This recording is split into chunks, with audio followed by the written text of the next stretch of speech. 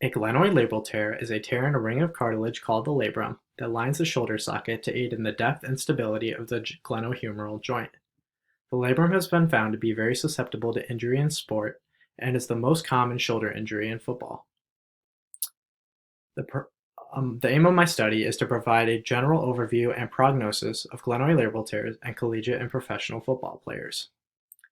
After looking at many research studies, of which 3 I have highlighted in the review of literature section, I was able to come to some conclusions to help provide a prognosis for glenoid labral tears in football players. For risk, I found that elite level football players are at a higher risk than the average person for developing a labral tear, simply because they play football. Football position is also a very important role in labral tears, as blocking and tackling football positions, such as lineman and linebacker, are at a higher risk for labral injury due to high impact anterior forces that are placed on the shoulders of these players, which are commonly seen in tackling and blocking plays. The tackling and blocking mechanisms of injury for labral tears are highlighted in my image in the summary section. The location of the tear is also an important factor, as posterior labral tears are seen more commonly in football, and this is also most likely due to these anterior forces, which place their force onto the posterior labrum. Reinjury is also a high risk, especially in football players who have had prior labral repair before. For return to play rates are relatively high post-injury and post-operative. For treatment, surgical intervention provides the best patient outcomes and increases the longevity of players' careers. For recovery, football players who undergo surgical intervention typically see improvements in stability, range of motion, strength, function, as well as a decrease in pain as compared to pre-injury. Based on these findings from my research and the prognosis I have provided, I can conclude that the outlook for labral tears is fairly positive, and that players should expect to see the field again and play a normal career length. One finding that is a sign for concern is this high incidence rate of labral tears among football players, which shows that we need to investigate this topic further. This leads me to my practical implications.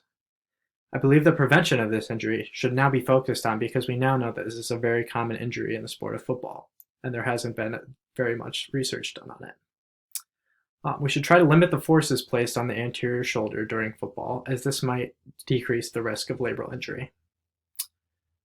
Players who do sustain labral injuries should be encouraged to undergo surgical intervention unless otherwise noted by their physician.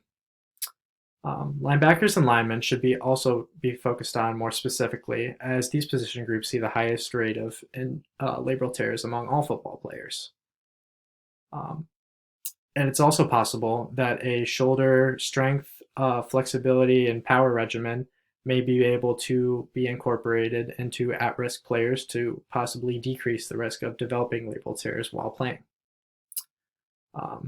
And then for further experimentation, I believe that we should try to determine if performance is affected post-labral tear through strength, flexibility, and power tests, and try to see if players can perform at the same level that they could pre-injury, as this is still a bit unclear.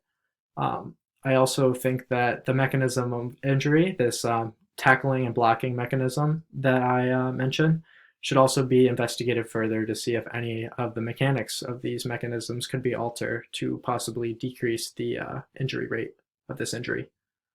And also, I think it would be important to compare the career lengths of players who have developed labral tears and compare that to the career lengths of players with other injuries and see how this fits into the big picture of players' football careers.